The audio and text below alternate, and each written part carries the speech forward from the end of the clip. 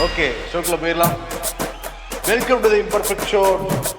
கேரள மாநிலம் வயநாட்டில் ஏற்பட்ட அந்த நிலச்சரிவு யாருமே எதிர்பார்க்காத ஒரு சோகம் தான். கற்பனையில் கூட இப்படி ஒரு விஷயம் நடக்கும்னு யாருமே எதிர்பார்த்துருக்க மாட்டாங்க. ஏன்னா கேரளா இந்த வயநாட்டில் மட்டுமே ஒரு நாள்ல 300 மில்லிமீட்டர் அளவுக்கு மழைப்பொழிவு ஏற்பட்டிருக்கோம் நம்ம சொன்னோம். வயநாட்டில் சில பகுதிகளில் 400 மில்லிமீட்டர் அளவுக்கு மழைப்பொழிவு ஏற்பட்டிருக்காம். அதெல்லாம் தாண்டி 48 மணி நேரத்துல 572 மில்லிமீட்டர் அளவுக்கு மழைப்பொழிவு ஏற்பட்டிருக்குன்னு சொல்றாங்க. 572 மில்லிலிட்டருங்கிறது கிட்டத்தட்ட 2 அடி அளவுக்கு ஒரே நாள்ல மழை பெஞ்சதுன்னா அந்த நிலம் என்ன ஆகுங்கிறத நம்ம நினைச்சு கூட பார்க்க முடியல.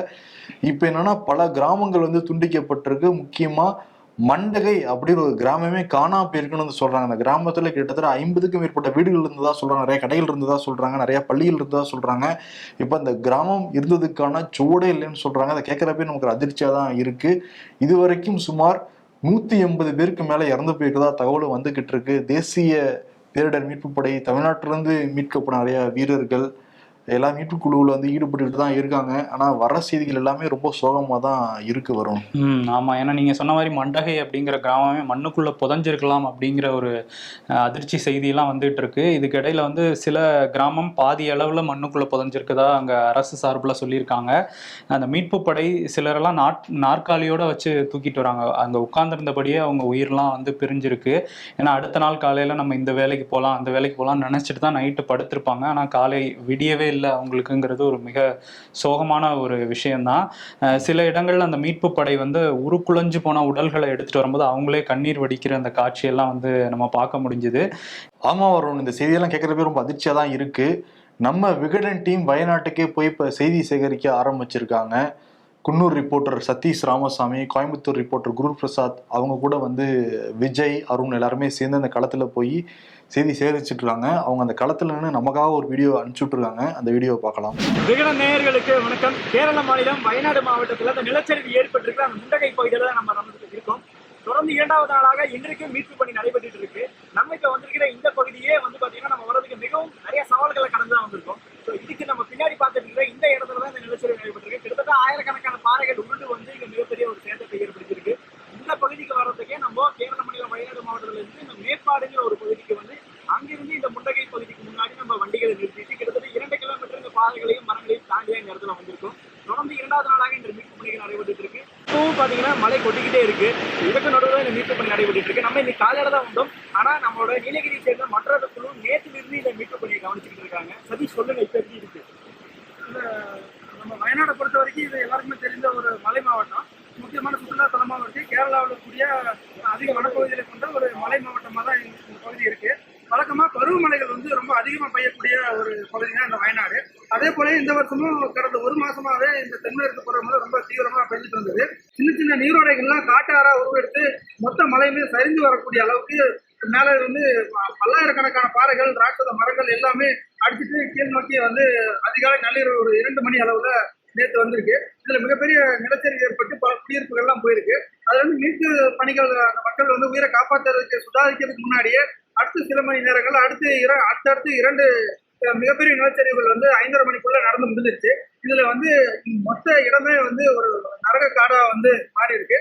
முண்டகையில இருக்கக்கூடிய 100கணக்கான குடியிருப்புகள் காணோம். இங்க கிராமங்கள் இருந்ததுக்கான தடயங்களே இல்லை அப்படின்னு தான் சொல்லணும். ஏன்னா வெறும் மரங்களும் சிதைக்கப்பட்ட மரங்களும் பெயர்ந்த அந்த ராட்சத பாறைகள் மட்டும்தான் இருக்கு. இந்த பகுதியில் மட்டும் இவ்வளவு ஒரு பெரிய இதுவரை சந்திக்காத ஒரு போற விபத்து, ஒரு மிகப்பெரிய நிலச்சரிவு நடந்துட்டு கொஞ்சம் கொஞ்சமா வெளியே உலகத்துக்கு தெரிய ஆரம்பிக்கும் போது இந்த கேரள அரசாங்கம் தங்களுடைய ஒட்டுமொத்த பலத்தையும் இந்த பகுதிக்கு அனுப்புனாங்க. உள்ள வர்றதுக்குமே மிகப்பெரிய சவாலா இருந்தது. நாங்களும் நேற்று ஒரு நண்பர்கள் வாக்கில் தான் இந்த பகுதிக்கு வந்தோம். வரும்போது பார்த்தோம்னா தன்னார்வலர்கள் மற்றும் மீட்பு வீரர்கள், ஒட்டுமொத்த அரசு துறையுமே இந்த பகுதியில் இருந்தாங்க. எப்படியாவது இந்த மக்களை பாதுகாக்கணும், எப்படியா அந்த மக்களை இங்கிருந்து மீட்டு மருத்துவமனைக்கு கொண்டு செல்லணும் அப்படின்னு தான் இருந்தாங்க. ஆனா ஆரம்ப கட்டத்திலேயே மிகப்பெரிய சோர்வு என்னன்னா, இந்த முண்டகை ஆத்துல குறுக்க இருக்கக்கூடிய மிகப்பெரிய பாலம் குண்டா போயிருச்சு. அதனால ஒரு கரையிலிருந்து மறு கரைக்கு மக்கள் செல்லவோ நம்ம மீட்பு பணிக்கு போறதோ பெரிய சவாலா இருந்தது. இதையும் தாக்கு பிடிக்கிறதுக்காக மிகப்பெரிய கயிறுகள் இதெல்லாம் வர வச்சு கொஞ்சம் கொஞ்சமா மக்களை மீட்டாங்க. நிறைய சடலங்கள் ஆரம்பத்திலே இருந்தது. அந்த சடலங்கள்லாம் உடனடியாக மீட்டு மருத்துவமனைகளுக்கு பிரேத பரிசோதனைக்காகவும் அனுப்பி வைத்த பணிகள்லாம் நடந்துட்டு இருந்தது. இதுல எக்யூப்மெண்ட்டை வந்து நம்ம பயன்படுத்துறது பெரிய சவாலா இருந்தது. மேன்பவர் ரொம்ப அதிகமா இருந்தது, மக்கள் ரொம்ப அதிகமா இருந்தாங்க, தன்னார்வலர்கள் இருந்தாங்க. ஆனா உபகரணங்களை பயன்படுத்தி அவங்களை எப்படி மீட்கணும் அப்படிங்கிறது ஒரு சவாலா இருந்துச்சு. எல்லாம் ஒரு சின்ன ஆறுதலான விஷயம் என்ன அப்படின்னு பார்த்தோம்னா, நமக்கு முன்னாடி தெரியக்கூடிய இந்த முன்னகை ஆற்று அந்த மலைக்கு மேற்பகுதியில் இருக்கக்கூடிய ஒரு பகுதியை வந்து மக்கள் அணுகவே முடியாம இருந்தது. பல்லாயிரக்கணக்கான மக்கள் வந்து உள்ள பாதிச்சுட்டு இருந்தாங்க. அவங்களை மீட்கிறதுக்காக ஒரு சிக்கலான சூழல் இருந்தது. அந்த சமயத்துல தான் இன்னைக்கு மீட்பு குழு தப்ப வந்து உள்ள போயிருக்காங்க. அவங்க போன போது அங்க இருக்க நிலைமை என்னங்கிறது முழுசா தெரிய வரும். இன்னைக்குதான் வந்து படிப்படியா இங்க என்ன நடந்துட்டு இருக்க தகவலே வந்திருக்கு. இப்ப நம்ம பார்த்துட்டு இருக்கிற இந்த செய்தி பாத்தீங்கன்னா இங்கிருந்து ஒரு வழி வருது, இங்கதான் இந்த மலை உருண்டு வந்திருக்கு. சோ இதற்கு பேரலா பாத்தீங்கன்னா இன்னொரு ஒரு ஆறு வருது, இதுதான் ஆறு. இந்த ஆறு தண்ணி தான் இங்க வரும். இந்த மழை வெள்ளம் எச்சரிக்கையை வந்து கேரள மாநில அரசு கிட்டத்தட்ட 2 நாளுக்கு முன்பாகவே கொடுத்திருக்காங்க. அதன் அடிப்படையில இங்கிருந்து நிறைய வீடுகள் இருந்த மக்களை ஏற்கனவே காப்பாற்றிருக்காங்க. இங்க இருந்த சில மக்களை இங்க முகாம்களி தங்க வச்சிருக்காங்க. ஆனா இதுல ஒரு துரதிருஷ்டமா நடந்த சம்பவம் என்னன்னா, அந்த முகாம்களி கூட விட்டு வைக்காத அளவுக்கு இங்க சேதாரம் நடந்திருக்கு. அந்த முகாம்ல இருந்த மக்களையுமே நிறைய பேர் இந்த பேரில் சிக்கி அவங்க உயிர்களை இழந்திருக்காங்க. ஸோ நேற்று வரைக்கும் இந்த இடத்தை பெருசா ஆக்சஸ் பண்ண முடியாத ஒரு இடமா தான் இருந்தது. பாலம் துண்டான காரணமாக இன்னைக்குதான் அந்த பாலத்தை அமைச்சு அதிகாரிகள் உள்ள போயிருக்காங்க. தொடர்ந்து இன்னைக்கும் இந்த பணிகள் நடைபெற்று இருக்கு. கேரள மாநில முதலமைச்சர் கூட சொல்லியிருக்கிறது, வயநாட்டுக்கு வருகிறவங்க மீட்பு பணிகளுக்கு வராமலை தவிர அவர் யாருமே வயநாட்டுக்கு வர வேண்டாம்னு சொல்லி எச்சரிக்கை கொடுக்கக்கூடிய நிலைமையில தான் இப்போ நிறைவேற்றி இருக்கு. சதீஷ் ராமசாமி, குரு பிரசாத் இவங்க 2 பேரும் பேசுறது கேட்டா நமக்கு அதிர்ச்சியா தான் இருக்கு. அதுவும் இல்லாம அவங்க பேசுற இடங்களுக்கு பின்னாடி பார்த்தாலே அந்த கோர சம்பவம் என்னங்கிறத நம்மளால புரிஞ்சுக்க முடியுது. ஏன்னா சிற்றோடைகள் எல்லாமே ஒரு பெரிய காட்டாற்று வெள்ளமா ஓடிச்சுன்னா அந்த நிலம் என்ன ஆகுங்கிறது ஒரு பெரிய கேள்விதான். நிச்சயம் பாதிக்கப்பட்ட மக்களை ரொம்ப பத்திரமா மீட்கணும். இப்போ உயிரிழப்பு இன்னும் அதிகமா இருக்கும் தான் வந்து சொல்றாங்க. ஆமா, ஏன்னா இங்க இருந்து அந்த காற்றாட்டு வெள்ளத்துல அடிச்சுட்டு போனது வயநாடு மாவட்டத்துல இருந்து மலப்புரம் மாவட்டம் வரையும் உடல்கள் போயிருக்கதா சொல்றாங்க. இதுவரையும் கண்டிராத ஒரு மிகப்பெரிய பேரழிவு அப்படின்னு சொல்லி கேரள முதல்வர் பினராயி விஜயன் வந்து சொல்லியிருக்காரு. சீஃப் மினிஸ்டர் ரிலீஃப் ஃபண்டுக்கான பேங்க் அக்கௌண்ட்டையுமே வந்து அறிவிச்சிருக்காரு. அந்த நம்பர் IFSC கோட்லாம் அதை நம்ம இப்போ ஸ்க்ரீன்ல தெரிஞ்சிட்டு இருக்க அந்த நம்பர் தான். முடிஞ்சவங்க வந்து உதவலாம் கேரள மக்களுக்கு. இன்னொரு பக்கம் வந்து ராகுல் காந்தி வரதும் வந்து இன்னைக்கு வர முடியாத சூழல் வந்து உருவாயிருக்குன்னு சொல்றாங்க. ஆமா, வானிலை காரணமாக பிரியங்கா காந்தி, ராகுல் காந்தி இன்னைக்கு காலையில கேரளா வரதா சொல்லியிருந்தாங்க. பட் ஆனா தள்ளி போயிருக்கு. நாளையோ நாளை மறுநாளோ வருவாங்கன்னு சொல்றாங்க. இந்த சூழல் அமித்ஷா என்ன சொல்லியிருக்காருன்னா, நாங்க கேரளா கவர்மெண்ட்டுக்கு முன்னாடியே எச்சரிக்கை கொடுத்தோம், அவங்க தான் பொருட்படுத்தலன்னு சொல்லியிருக்காங்க. ஸோ அரசியலா தான் மாறிக்கிட்டு இருக்கு. பட் இந்த சமயத்தில் அரசியல் பண்ண வேண்டிய சூழல் இல்லை. அந்த மக்களை பத்திரமா மீட்கணும், அவங்களுக்கான உதவிகள் உடனடியாக போய் சேரணும். அதுக்கு மத்திய அரசு எல்லா முயற்சிகளும் வந்து எடுக்கணும். நாடாளுமன்றத்தில் CPM MP, Kerala MP John Britto's வந்து கோரிக்கை வந்து வச்சிருக்காரு. ஒரு தேசிய பேரிடராக வந்து அறிவிக்கணும். ஏன்னா கேரளா கண்டிராத மிகப்பெரிய நிலச்சரிவு இது. செஞ்சு உடனடியாக தேசிய பேரிடர் அறிவிங்க, எல்லா உதவிகளும் நீங்க செய்யுங்க அப்படின்லாம் கேட்டிருக்காரு. அப்போ மத்திய அரசு என்ன பண்றாங்க அப்படிங்கிறது. ஆமா, ஏன்னா ஒரு பேரழிவு தான். நம்ம இந்த வீடியோ இதுல கொடுத்திருந்தோம், அவங்க 2 பேரும் பேசுறது. இது முழுமையா களத்துல இன்னும் நிறைய வீடியோ காட்சிகள் பதிவு பண்ணியிருக்காங்க. அதெல்லாம் பார்க்கும்போது ரொம்ப கஷ்டமா தான் இருக்கு மனசுக்கு. அந்த வீடியோ வந்து தனியாகவும் போட்டிருக்கோம். அதற்கான லிங்க் வந்து டிஸ்கிரிப்ஷன்லையும் கமெண்ட்லையும் இருக்கு, வேணுங்கிறவங்க பார்த்துக்கலாம். சீக்கிரம் வயநாடு மீண்டு வரணும். மோடி 3.0 உடைய முதல் பட்ஜெட்டை நிதியமைச்சர் நிர்மலா சீதாராமன் நாடாளுமன்றத்தில் தாக்கல் பண்ணியிருந்தாங்க. அதன் மீதான விவாதம் நாடாளுமன்றத்தில் 2 வகையிலும் நடந்துட்டு இருந்தது. 2 வகைகளையும் எதிர்கட்சிகள் நிறைய கேள்விகள் வந்து கேட்டிருந்தாங்க. இதுக்கெல்லாம் நான் பதில் சொல்லி ஆகணும்னு நினைச்ச நிர்மலா சீதாராமன் பல தரவுகள் எடுத்துட்டு வந்திருந்தாங்க நாடாளுமன்றத்துக்கு. இதே காங்கிரஸ் கவர்மெண்ட் 2004ஆம் ஆண்டு பட்ஜெட் தாக்கல் பண்ணப்ப 17 மாநிலங்கள் பேரை விட்டுருக்காங்க. அப்ப 17 மாநிலங்களுக்கும் திட்டங்களும் போல பணமும் கொடுக்கலன்னு எடுத்துக்கலாமா, பதில் சொல்ல முடியுமா உங்களாலன்னு கேள்வி கேட்டாங்க. இப்ப நாங்க சில மாநிலங்கள் பேரை விட்டுருக்கலாம், அதுக்குன்னு அந்த மாநிலத்துக்கு பணமே நாங்க கொடுக்கல, திட்டங்களே தீட்டல நீங்க சொல்லவே முடியாது.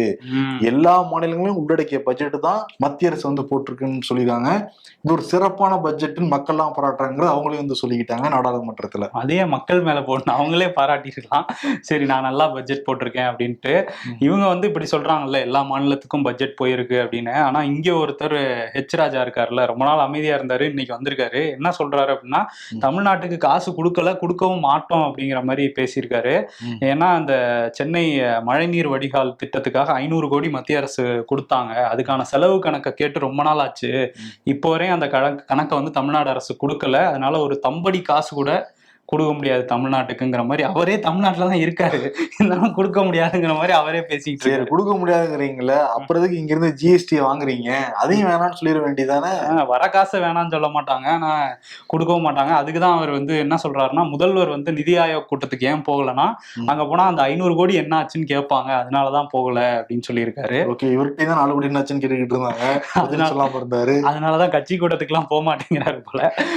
சரி, ஆனா என்னன்னா இப்ப நிர்மலா சீதாராமன் சொல்றது உண்மையா, ஹெச் ராஜா சொல்றது உண்மையா? ஏன்னா ஹெச் ராஜாவுமே தேசிய அந்த பதவியெல்லாம் இருந்திருக்காரு, அவர் இருந்தாரு, முன்னாடி இருந்திருக்காரு. இப்ப இவங்க நிதியமைச்சரா இருந்திருக்காங்க. 2 பேருமே தமிழ்நாட்டுக்காரங்க தான் வேற. இப்ப 2 தமிழ்நாட்டுக்காரங்களை யார் சொல்றது உண்மை?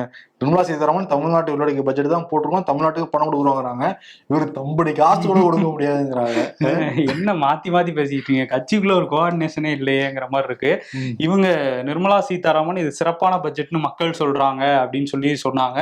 எல்லாரும் வந்து வரி வரி அப்படின்னு பேசிட்டு இருந்தாங்கல்ல, எதிர்கட்சி தரப்புல இருந்து வரியை போட்டுட்டே இருக்கீங்க எல்லாத்துக்கும் அப்படின்னு சொல்லிட்டு இருந்தாங்க. இப்ப உள்ள இருந்தே ஒருத்தர் சொல்லியிருக்காரு, நீங்க ஓவரா வரி போடுறீங்கிற மாதிரி நிதின் கட்கரி வந்து சொல்லியிருக்காரு. அதுக்கெல்லாம் வாய்ப்பு இல்லையே, சொல்லி எக்ஸ்ட்ரா போடுங்க, எக்ஸ்ட்ரா 2 சுங்கச்சாவடி கட்டுங்க தான் அவர் சொல்லிட்டு இருப்பாரு. அவர் அந்த டிபார்ட்மெண்ட் பக்கம் போகல, இந்த லைஃப் இன்சூரன்ஸ் பக்கம் வந்திருக்காரு.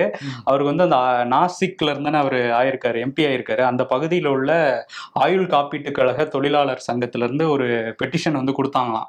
அதுல என்ன சொல்லியிருக்காங்கன்னா, இந்த மாதிரி நம்ம ஆயுள் காப்பீடு மருத்துவ காப்பீடுக்கெல்லாம் 18% ஜிஎஸ்டி போடுறாங்க, இது வந்து அநியாயமா இருக்கு, இதை வந்து ரத்து பண்ணணும் அப்படின்னு சொல்லி லெட்டர் கொடுத்தாங்களாம்.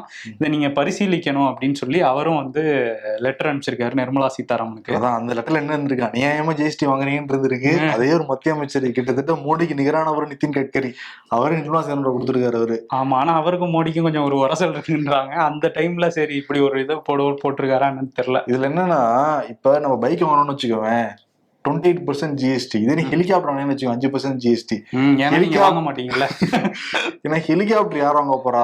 பெரிய பணம் வச்சிருக்கவங்க, கோடி சுத்த வச்சுக்கணும் வாங்க போறாங்க. எனக்கு தெரிஞ்சு 2 பேர் நிறைய வச்சிருப்பாங்க. 2 வீலர் யார் வாங்க போறா? மாசம் இஎம்ஐ வாங்கி இதை கொஞ்சம் கொஞ்சமா கட்டணம் கட்டி பைக் வாங்கி கொஞ்சம் குடும்பத்தை மேல கொண்டு வரலாம், கொஞ்சம் அங்க டிக்கெட் போயிட்டு வசதியா இருக்குன்னு பைக் வாங்குவாங்க. நடுத்தர மக்கள் அவங்களுக்கு 28% ஜிஎஸ்டி, ஹெலிகாப்டர் வாங்கலாம் 5% ஜிஎஸ்டின்னா அது யாருக்கான பட்ஜெட்னு மக்கள் கேட்பாங்களா இல்லையா? ஆமா, இதுல லைஃப் இன்சூரன்ஸ், நம்ம லைஃபுக்கு ஒரு இன்சூரன்ஸ் போறோம்னா அதுக்கு 18% ஜிஎஸ்டியா? என்ன சொல்ல வராங்கன்னே புரியல. இதெல்லாம் போடாதீங்க நீங்கன்னு சொல்றாங்களா என்னன்னே புரிய மாட்டேங்குது. செத்தா கூட ஜிஎஸ்டி வரி கட்டிட்டு சாவுங்கடாங்கிறாங்க, அதுதான் சொல்ல வராங்க. அதுல இன்சூரன்ஸ்ங்கிறதானப்பா, இன்சூரன்ஸ் வாழும் போதும் வாழ்க்கைக்கு பிறகுலாம் சொல்லுவாங்க, வாழ்க்கைக்கு பிறகுதான் வீட்டுக்கெல்லாம் வரும். இப்படி வந்து பிரீமியம்க்கு ஒவ்வொரு வருஷமும் வாங்கிட்டு இருந்தீங்கன்னா என்ன பண்றதுங்கிறதான் நாங்க கேட்கல, நிதின் கட்கரியே கேட்கிறாரு. ராகுல் காந்தி நாடாளுமன்றத்தில் இன்னொரு கேள்வி வந்து கேட்டிருக்காரு, மினிமம் பேலன்ஸ் இல்லாததுனால ஒட்டுமொத்த இந்தியாவில் இருக்கிற அந்த வங்கி அக்கௌண்ட் வச்சிருக்கவங்க கிட்ட 8500 கோடி நீங்க வசூல் பண்ணிருக்கீங்க. அதுவே பெரும் பணம் படைச்சவங்க முதலாளிகள்கிட்ட, அதே பேங்க்ல கடன் வாங்கிருக்கவங்கள்ட்ட கிட்டத்தட்ட 16 லட்சம் கோடி கடனை தள்ளுபடி பண்ணிருக்கீங்க. 16 லட்சம் கோடியை தள்ளுபடி பண்ணுவாங்கன்னா 8500 கோடியை வசூல் பண்ணிருக்காங்க நம்ம கிட்ட இருந்து. மினிமம் பேலன்ஸ் இல்லாதவங்க யாரு இருப்பா? வரவுக்கும் செலவுக்கும் ரொம்ப கரெக்டா இருக்கும் அவங்கனால. அவங்க கையில அவங்களே கடன் வாங்கிதான் வாழ்க்கையை நடத்திக்கிட்டு இருப்பாங்க கிட்டத்தட்ட. அதெல்லாம் வச்சுக்கவே முடியல அவங்கனால. அவங்க கிட்ட போயிட்டு இருக்கிற காசையும் வந்து இந்த கோவணத்தோட உருவானுவாங்கன்ட்டு ஒரு பழமொழி எல்லாம் அவங்க கேள்விப்பட்டிருப்போம்ல, கிட்டத்தட்ட அந்த மாதிரி தான் இருக்குது. மினிமம் பேலன்ஸ் வச்சுக்காதவங்க கிட்ட அக்கௌண்ட் காசு அப்படிங்கிறது பாருங்க. இவங்க எல்லாமே அப்படிதான், பைக்குக்கு ஜிஎஸ்டி இல்லாதவங்கள்ட்ட இருந்து பறிச்சுக்கிட்டே இருக்காங்க, இருக்கவங்களுக்கு கொடுத்துக்கிட்டே இருக்காங்க. இதே நிலைமையில போயிட்டு இருந்துச்சுன்னா சரி. ராகுல் காந்தி இந்த மாதிரி கேள்வி எல்லாம் கேட்டிருக்காருல்ல, ராகுல் காந்தியே ஒருத்தர் கேள்வி கேட்டிருக்காரு. அனுராக் தாக்கூர், முன்னாள் அமைச்சர், இந்நாள் எம்பி, சும்மா தான் இருக்காரு, எம்பியா மட்டும்தான் இருக்காரு. அவர் வந்து என்ன கேள்வி கேட்டிருக்காருன்னா, இங்க ஒருத்தர் வந்து அவர் என்ன ஜாதினே தெரியாது, ஆனா அவரெல்லாம் வந்து சாதிவாரி கணக்கெடுப்பு பத்தி பேசுறாரு அப்படின்னு ஒரு அவையில வந்து பேசியிருக்காரு. இதுக்கு வந்து ராகுல் காந்தி எந்திரிச்சு பதில் சொன்னாரு. அவர் வந்து என்னைய தான் சொல்றாருங்கிற மாதிரி, நீங்க என்னை எவ்வளவு வேணா அவமானப்படுத்திக்கங்க, ஆனா சாதிவாரி கணக்கெடுப்பை இங்க நான் கொண்டு வந்தே தீர்வேன், எதிர்கட்சிகள்லாம் சேர்ந்து அதை சாத்தியப்படுத்துவோம், ஒரு மசோதா இந்த நாடாளுமன்றத்துல தாக்கல் ஆகும் அப்படின்னு வந்து சொல்லியிருக்காரு. அவர் வந்து உடனே அனுராக் தாக்கூர், நான் யாரு பேரையுமே மென்ஷன் பண்ணல, இது வந்து அவங்களா எடுத்துக்கிறாங்கிற மாதிரி சொல்ல, அதுக்கு வந்து இங்க வந்து ஓபிசி எஸ்சி எஸ்டி மக்களுக்கு யாரு குரல் கொடுத்தாலும் அவங்களை நீங்க இழிவுதான் படுத்துவீங்க அப்படிங்கிற மாதிரி ராகுல் காந்தி சொன்னாரு. இதுக்கு கோவப்பட்டு அங்கே அகிலேஷ் யாதவும் வந்து பேசியிருந்தாரு. எப்படி நீங்க கேஸ்ட கேட்கலாம், கேட்கலாம், ஒருத்தரோட கேஸ்ட்டை கேட்குற உரிமை உங்களுக்கு இருக்கா அப்படிங்கிற மாதிரி பேசியிருந்தாரு. அதே மாதிரி அமைச்சர் பதவி இல்லாதனால தான் இவ்வளோ ஆட்டம் போடுறீங்களாங்கிற மாதிரியான கேள்விகள்லாம் அகிலேஷ் யாதவ் வந்து சொல்லியிருந்தாரு. எதிர்கட்சிகள் இப்படி கேள்வி கேட்டா கூட மோடி பாராட்டுறாரு. என்ன சொல்லியிருக்காரு, ரொம்ப ஒரு சிறப்பான கேள்விகளை கேட்டிருக்காரு அனுராக் தாக்கூர். இந்த வீடியோ எல்லாருமே பார்க்கணும், எல்லா பக்கமும் பரப்புங்க, ஷேர் பண்ணுங்கன்னு சொல்லிட்டு எக்ஸ் தளத்திலே பதிவிட்டு இருக்காரு. ஆமா, இது வந்து என்னன்னா அதுல வேற போட்டிருக்காரு, ஃபேக்ட்ஸோட பேசியிருக்காரு, ரொம்ப ஹியூமரா பேசியிருக்காரு அப்படின்னாரு. அதுல என்ன ஹியூமர் இருக்குன்னு போய் பார்த்தா சிரிப்பே வரல அப்படிங்கிற மாதிரிதான் இருக்கு. அவருக்கு சிரிப்பு வந்துருக்கு போல இருக்கு. நீங்க என்ன கேஸ்ட் அப்படிங்கிறது சிரிப்பா இருக்கு போல மோடிக்கு. ஆமா, இங்க ஏன் சாதிவாரி கணக்கெடுப்பை கொண்டு வரணும்னு நாங்க சொல்றோங்கிறதுக்கு ராகுல் காந்தி விளக்கமும் சொல்லிட்டாரு. ஏன்னா இங்க யாரோட சாதியும் யாரும் தெரிஞ்சுக்கணுங்கிற அவசியம் கிடையாது. ஆனா மக்களை வந்து மேம்படுத்த வேண்டியது அரசோட வேலை. எந்தெந்த சாதிகள் பின்தங்கி இருக்கோ அவங்கள மேல கொண்டு வரதுக்கு தான் சாதிவாரி கணக்கெடுப்பு. இவங்க என்னன்னா சாதியை வச்சு பிளவுபடுத்துறதுக்கான வேலையை தான் இப்ப பிஜேபி திரும்பியும் பாக்குறாங்கிறது குற்றச்சாட்டா மாறி இருக்கு. இப்ப காங்கிரஸ் வந்து மோடிக்கு எதிராக ஒரு சிறப்புரிமை மீறல் தீர்மானத்தை நாடாளுமன்றத்துல கொண்டு வந்திருக்காங்க. எதுக்கு அப்படின்னா, அனுராக் தாக்கூர் பேசினதே ரொம்ப அபத்தமான விஷயம், அதை வந்து சிறப்பான விஷயம்னு சொல்லி ஷேர் பண்ணியிருக்காரு. அவர் மேல நடவடிக்கை எடுக்கணும்னு சொல்லி கொண்டு வந்திருக்காங்க. இது அது பேர் விவாதம் கூட நடக்காதுங்கிற மாதிரி தான் இருக்கு. ஏன்னா மோடி அனுராக் தாக்கூர் கூட பாராட்டு தெரிவிக்கல, நிதியமைச்சர் நிர்மலா சீதாராமன் பாராட்டு தெரிவிச்சிருக்காங்க. நேற்று அவங்க பேசுனதுனால உங்க பேச்செல்லாம் நான் கேட்டேன், ரொம்ப சிறப்பா வந்து பேசிருக்கீங்க, ஒரு சிறப்பான பட்ஜெட்டை தாக்கல் பண்ணிருக்கீங்க, இந்தியா முன்னோக்கி போகும் விக்சித் பாரத். எல்லாத்துக்கும் இந்த விக்சித் பாரத் தான் நிர்மலா சீதாராமன் தான் சொல்றாங்க. நாட்டுல பல பேர் வந்து ஒரு தீக்குச்சியை கொளுத்தி ஒரு பிரிவினையை உண்டாக்கலாம்னு நினைக்கிறாங்க, அதே மாதிரி நாட்டோட ஸ்திரத்தன்மையை குறைக்கலாம்னு நினைக்கிறாங்க. யார சொல்றாங்க? எதிர்கட்சிகளை தான் அவங்க சொல்றாங்க. இல்ல, மோடியை பத்தி பேசிட்டு இருக்கும் போது அடுத்து சொன்னீங்களே, இதெல்லாம் வந்து விக்சித் பாரத் பயணங்களுக்கு தடையா இருக்கும் அப்படிலாம் சொன்ன உடனே விக்சித் பாரத் தான் மோடி ரொம்ப பிடிக்கும்.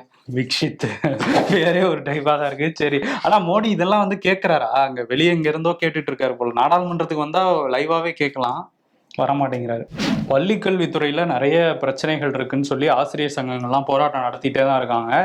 இப்போ 243வது பிரிவோட அரசாணை ஒன்று வெளியாச்சு. அதனால வந்து நிறைய ஆசிரியர்கள் பதவி உயர்வு பெற முடியாமல் கிட்டத்தட்ட 1,00,000 பேர் வந்து தவிச்சுக்கிட்டு இருக்கதா சொல்கிறாங்க. ஸோ அவங்கெல்லாம் போராட்டம் நடத்தியிருக்காங்க. அவங்க கிட்டத்தட்ட ஒரு 31 அம்ச கோரிக்கை வச்சுருக்காங்க. அதில் வந்து பழைய பென்ஷன் திட்டம், அப்புறம் அந்த இடைநிலை ஆசிரியர்களுக்கு ஒருத்தருக்கு ஒரு ஊதியம், இன்னொருத்தருக்கு வேறு ஊதியம், டிஃப்ரென்ஸ் இருக்குது, இதெல்லாம் சரி பண்ணணும்னு சொல்லி இதெல்லாம் இப்போ போன வருஷத்துலேருந்து போராட்டி தான் இருக்காங்க. என்ன சொல்லியிருந்தாங்கன்னா, 12 கோரிக்கைகளை நாங்கள் நிறைவேற்றி வைக்கிறோம்னு அரசு சொல்லியிருந்தாங்க.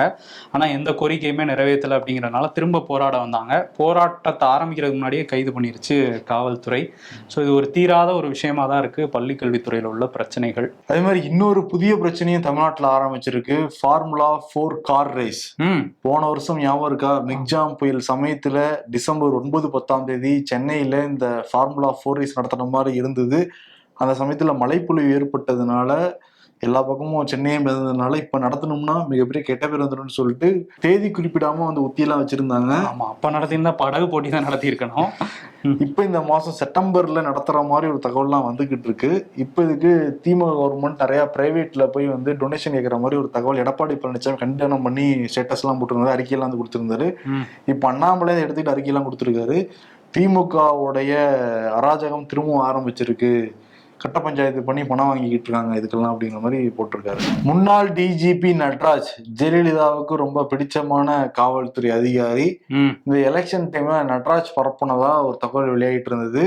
இந்துக்கள் வாக்கு வேணாம், இந்துக்களும் தேவையில்லை, இந்துக்கள் வாக்கு இல்லாம நாங்க ஜெயிப்போம் அப்படின்னு சொல்லிட்டு முதலமைச்சர் மு.க. ஸ்டாலின் சொன்ன மாதிரி ஒரு வாட்ஸ்அப் செய்தியை நட்ராஜ் பரப்பிவிட்டதா ஒரு தகவல் எல்லாம் வெளியாச்சு. அந்த சமயத்துல திமுக வழக்கரணி சார்பாக நீதிமன்றத்தில் வழக்கு வந்து கொடுக்கப்பட்டிருந்தது. நீதிமன்றம் அந்த வழக்கை விசாரிச்சுக்கிட்டு இருந்தாங்க. நேற்று கிட்டத்தட்ட தீர்ப்புகள்லாம் முடிவாயிருந்தது. அந்த சமயத்தில் நடராஜ் என்ன பண்ணியிருக்காருன்னா, எனக்கு தமிழ்நாடு முதல்வர் மீது மிகப்பெரிய ஒரு மரியாதை எல்லாமே இருக்கு, அந்த வாட்ஸ்அப் தகவலுக்கும் எனக்கும் எந்த விதமான சம்பந்தமும் கிடையவே கிடையாது, நற்பெயரை நினைக்கணும்னு நான் நினைக்கவே இல்லை, அதான் நான் எழுதவும் இல்லைன்னு சொல்லிட்டு ஒரு நீண்ட விளக்க உரையெல்லாம் கொடுத்திருந்தாரு. இப்ப நீதிமன்றம் என்ன சொல்லிச்சுன்னா, சரி இதே மாதிரி வாட்ஸ்அப் டைப் பண்ணி ஃபார்வர்ட் பண்ணிவிடுங்க, அதை ஸ்கிரீன்ஷாட் அனுப்பிச்சு விடுங்கன்னு சொல்லிருக்காங்க. அவரும் டைப் பண்ணி அனுப்பிச்சு விட்டுருக்காரு. இப்ப இந்த வழக்கு முடிச்சு வைக்கப்பட்டிருக்கு. வாட்ஸ்அப்ல யாருக்கு அனுப்புவாரு, எல்லாருக்கும் அனுப்பிச்சு. அதே மாதிரி அனுப்புனா நமக்கு தெரியல, அவர் அனுப்பலன்னு சொல்றாரு, பட் இது அனுப்பி இருக்கிறதா சொல்றாங்க. ஓகே, இந்த மாதிரி மன்னிப்பையும் வாட்ஸ்அப்லயே வந்து அனுப்பிச்சு விட்டுருக்காரா? சரி, இன்னொரு விஷயத்துல வந்து முதல்வர் இப்போ முதல்வரா இருக்காரு, அப்போ எதிர்கட்சி தலைவரா இருந்தார்ல ஸ்டாலின், அந்த டைம்ல வந்து என்ன பண்ணியிருந்தாருன்னா, உள்ளுக்குள்ள வந்து குட்காலாம் எடுத்துட்டு போயிருந்தாங்க. ஒரு 17 எம்எல்ஏக்கள், திமுக எம்எல்ஏக்களோட சேர்ந்து ஒரு லாஸ்ட் பெஞ்ச் ஸ்டூடெண்ட்ஸ் மாதிரி கிட்டத்தட்ட அந்த சட்டையெல்லாம் கழட்டி போட்டு ஒரு விஷயம்லாம் பண்ணிட்டு இருந்தாங்க. அந்த அவரு கழட்டலப்பா, எதிர்கட்சி கழட்டிட்டாங்களாம் அப்படின்னு சொன்னாரு. அது வந்து வெளியே வந்து அந்த குட்காவெல்லாம் காமிச்சாங்க, உள்ளேயும் காமிச்சாங்க. இது வந்து அவை மாண்பை எடுத்துட்டாங்கன்னு சொல்லி அதிமுகல இருந்து பயங்கர குற்றச்சாட்டெல்லாம் வந்துச்சு. உரிமை மீறல் நடவடிக்கை எடுக்கணுங்கிற மாதிரி உரிமை மீறல் குழு நோட்டீஸ்லாம் அனுப்பிச்சிருந்தாங்க. இந்த நோட்டீஸை ரத்து பண்ணணும் உயர்நீதிமன்றத்துக்கு போயிருந்தாங்க திமுக எம்எல்ஏக்கள். அதுல வந்து ஒரு நீதிபதி அமர்வு வந்து அதை ரத்து பண்ணிட்டாங்க. இப்போ அது மேல்முறையீடுல 2 நீதிபதி அமர்வுல வந்துச்சு. அவங்க வந்து அந்த ரத்தெல்லாம் செல்லாது, இந்த உரிமை மீறல் நோட்டீஸ் வேலிட் தான் அப்படின்னு சொல்லியிருக்காங்க. அதனால சபாநாயகர் திரும்ப வந்து விசாரிக்கணும். அதே மாதிரி முதல்வர் ஸ்டாலின் உட்பட எல்லா எம்எல்ஏக்களும் விளக்கம் கொடுக்கணும் அப்படின்னு சொல்லியிருக்காங்க. ஸோ அந்த வழக்கும் போய்கிட்டு இருக்கு. திராவிட மாடல் அரசுக்கு ஏற்கனவே கிளாம்பாக்கம் பேருந்து நிலையம் பெரிய தலைவலி தான். இன்னொரு பக்கம் ஒரு தலைவலினா போதைப் பொருள். இது ரெண்டும் ஒரே இடத்துல மெர்ஜான மாதிரி ஒரு விஷயம் வந்து நடந்திருக்கு. என்ன அப்படின்னா மெத்தாபெட்டமைன். அது கொஞ்ச நாள் முன்னாடி தான் நம்ம கேள்விப்பட்டோம். இப்போ அடிக்கடி பிடிபடுது. அது கிளாம்பாக்கம் பேருந்து நிலையத்தில் கிட்டத்தட்ட 6 கிலோ கிட்ட பிடிச்சிருக்கதா சொல்றாங்க. என்சிபில இருந்து நேரடியாக போய் அங்கே பிடிச்சிருக்காங்க.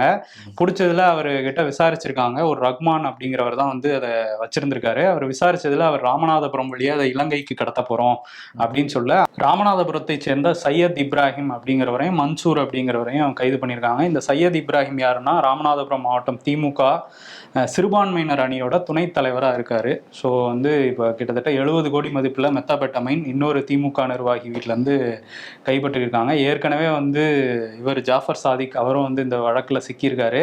இப்போ உடனடியாக துரைமுருகன் வந்து கட்சியிலேருந்து அவரை நீக்கிறோம், அவரோட யாரும் கட்சி தொடர்பு யாருமே வச்சுக்க கூடாது அப்படிங்கிற மாதிரி ஒரு அறிக்கையும் வெளியிட்டிருக்காரு. முதல்ல இப்போ 2 பேர் சிக்கிறாங்க, எவ்வளோ பேர் சிக்க போகிறாங்கிறது தெரியல. உள்ள எவ்வளோ பேர் இருக்காங்க கட்சிக்குள்ளன்னு தெரில.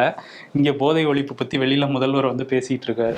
இஸ்ரேல் ஹமாஸ் போர் நீண்ட காலமாக வந்து நடந்துட்டு இருக்கு. இப்போ என்னன்னா ஹமாஸ் படையோட அரசியல் பிரிவு தலைவர், ஒட்டுமொத்தமாக இவர் தான் ஹமாஸுக்கு ஒரு சீஃப் மாதிரின்னு சொல்கிறாங்க, இஸ்மாயில் ஹனியே. அவர் வந்து ஈரான் அதிபரோட அந்த பதவியேற்பு விழாவில் போய் கலந்துக்கிட்டாரு. இப்போ இன்னைக்கு ஈரான்லேயே வச்சு அவரை வந்து இஸ்ரேல் வந்து படுகொலை பண்ணியிருக்கு அப்படிங்கிறது அங்கே மீண்டும் ஒரு பெரிய பதற்றத்தை உருவாக்கியிருக்கு. ஏன்னா இதுக்கு ரஷ்யா துருக்கிலாம் கண்டனம் தெரிவிச்சிருக்காங்க. ஒரு மிடில் ஈஸ்ட்ல ஒரு மிகப்பெரிய ஒரு பதற்றமான சூழலை ஏற்படுத்திட்டாங்க இஸ்ரேல் அப்படின்னு சொல்லியிருக்காங்க. இதுக்கிடையில வந்து லெபனான்லையும் இஸ்ரேல் வந்து அந்த ஹிஸ்புல்லா அமைப்பு மேலே தாக்குதல் நடத்திட்டு இருக்காங்க. ஏன்னா ஹிஸ்புல்லா இவங்க கண்ட்ரோலில் உள்ள சில இடங்களில் தாக்குதல் நடத்தினதுல 12 குழந்தைகள் இறந்துட்டாங்கன்னு இஸ்ரேல் சொல்கிறாங்க. அதை நாங்கள் பண்ணலன்னு ஹிஸ்புல்லா சொல்லிட்டு இருக்காங்க. அதனால லெபனான்ல இருந்து தான் வந்து ஏவுகணைகள் வந்திருக்கு, அதை நீங்கள் தான் பண்ணியிருக்க முடியும்னு சொல்லி அங்கேயும் தாக்குதல் நடத்திட்டு இருக்காங்க. ஸோ இந்த போர் வந்து இன்னும் பல நாடுகளுக்கு பரவுற ஒரு சூழல் தான் இருக்கு. இதை தடுக்கிறதுக்கு அமெரிக்கா நாங்கள் ட்ரை பண்ணிட்டு இருக்கோம்னு சொல்றாங்களே தவிர அவங்க இஸ்ரேலுக்கு ஆதரவான ஒரு நிலைப்பாட்டில் தான் இருக்காங்க. அமெரிக்கா ஃபுல்லாக இப்போ எலெக்ஷன் மூடில் தான் இருக்காங்களே தவிர இந்த போர் மூடில் எல்லாம் இல்லை. அவங்க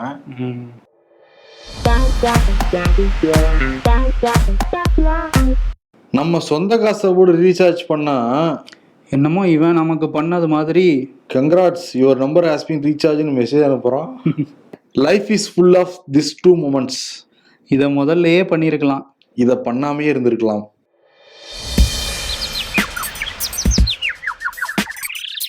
மீ அப்படியே பைக் எடுத்துட்டு ஒரு லாங் டிரைவ் ரிலாக்ஸா ஒரு ஸ்டே நல்ல ஹோட்டல்ல சாப்பாடு. மை மைண்ட் வாய்ஸ் தம்பி இது கடைசி மாச கடைசிப்பா. வாழ்க்கையில நான் நிறைய கஷ்டப்பட்டு இருக்கேன். இப்ப அந்த கஷ்டங்களை எல்லாம் கடந்து வந்துட்டீங்களா? இல்ல இன்னும் கஷ்டப்படாம இருக்க, கஷ்டப்பட்டுட்டு தான் இருக்கேன். அரசியல்ல இதெல்லாம் சாதாரணமாப்பா. பிரதமர் மோடிக்கும் நிர்மலா சீதாராமனுக்கும் விருது கொடுத்துடலாம். காரணம் என்னன்னா ஜிஎஸ்டி ரொம்ப அதிகமா இருக்கு, லைஃப் இன்சூரன்ஸ்க்கு எல்லாமா வந்து ஜிஎஸ்டி போடுவாங்கன்னு சொல்லிட்டு நிதின் கட்கரியே கேட்டிருக்காரு. அவரும் ஒரு முக்கியமான மந்திரி, இன்னொரு முக்கியமான மந்திரி கிட்ட கடிதம் எல்லாம் கொடுத்துருக்காரு. அப்ப என்ன அர்த்தம், அவருக்கே மனசு உறுத்தி இருக்கு, லைஃப் இன்சூரன்ஸ் எல்லாம் ஜிஎஸ்டி போடக்கூடாது, என்ன பண்ணி வச்சிருக்கீங்கிற மாதிரி அவரே பட்ஜெட்டை பத்தி கேட்கற மாதிரி தான் இருக்கு நமக்கு. அதனால என்னன்னா இது நம்ம லிஸ்ட்லயே இல்லையே, நம்ம ஆளு கூட இருக்கவங்க நம்ம கேள்வி கேட்கறாங்க, எதிர்த்துதான் எப்பயும் கேள்வி கேட்பாங்க அப்படின்னு ஷாக் ஆகிற மாதிரி போட்டு விட்டுறலாம். ஓகே, மோடியும் நிர்மலா சீதாராமனையும் லிஸ்ட்லயே இல்லையே. ஓகே, நன்றி.